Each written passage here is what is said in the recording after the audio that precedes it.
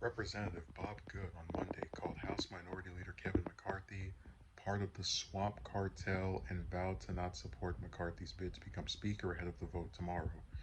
Good told Fox News' Griff Jenkins on Fox and Friends that he plans to follow the will of his constituents, hundreds of whom, he said, have told him over the years to not support McCarthy. Good is one of at least 5 Republicans who have directly said or indicated that they would not support McCarthy for the speakership. Good said he is judging McCarthy by what he has done as House Minority Leader and that he has done nothing to earn his vote. There's nothing that indicates to me that he's going to change his pattern since he's been in leadership, where he's part of the swamp cartel, he said. Good blamed McCarthy as the reason the House passed a massive omnibus bill to fund the government last month, a measure opposed by conservatives who wanted to fund the government only until early this year to give the new House Republican majority more leverage. There's nothing about Kevin McCarthy that indicates he will bring the change that's needed to Washington or that's needed to the Congress or bring the fight against the Biden Schumer agenda and represent the interest of the voters who sent us to Washington to bring real change, he said. With the GOP holding a narrow majority in the House, McCarthy can afford to lose only 4 votes to win the speakership on the first ballot when the next session of Congress starts on Tuesday, presuming all members of the body are voting. McCarthy has sought to consolidate GOP support behind him over the past few weeks, but it remains unclear if he will win enough votes to become Speaker. He made several concessions in the House rules package that was released on Sunday, including a rule to allow 5 GOP members to motion to vacate the chair. That rule would lower the threshold required to force the House to take a vote on ousting the Speaker from half of the Republican conference. The rules would also create a select subcommittee on the weaponization of the federal government, as many Republicans have called for launching several investigations into the Biden administration. Good said he expects 10 to 15 Republicans will not vote for McCarthy on the first ballot, forcing the election to go to a second ballot and allowing a true conservative to emerge.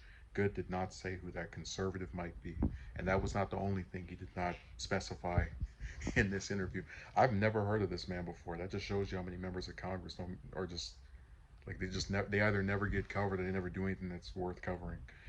Um, the part where he blames McCarthy for the House passing a massive omnibus when the Republicans wanted to fund the government only until the start of this year to get more leverage.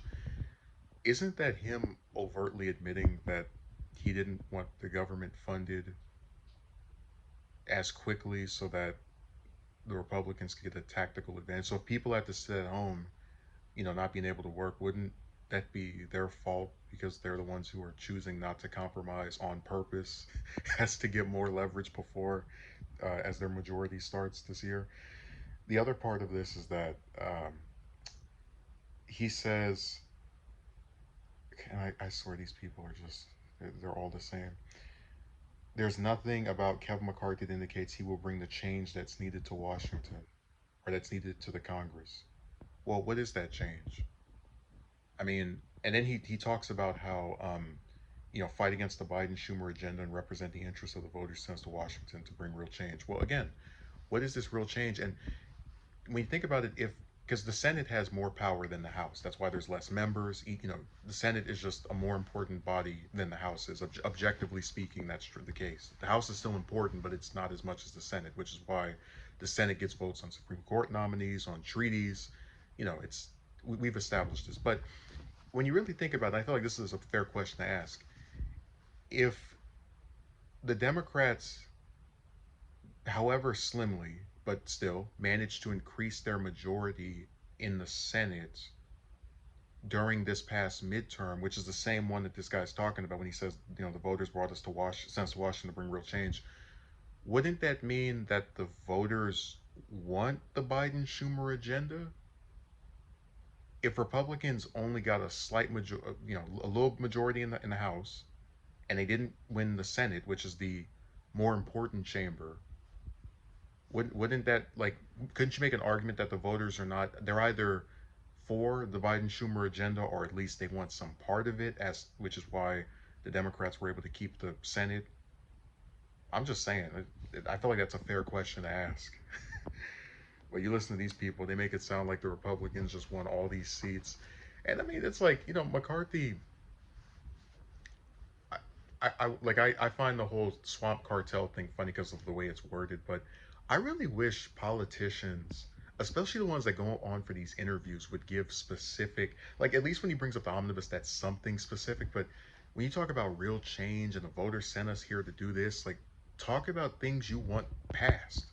You know, that we got one mention of something that was law based, and I don't know, it just they always find these terms that don't mean anything to use as their reason for not supporting somebody. It's really weird.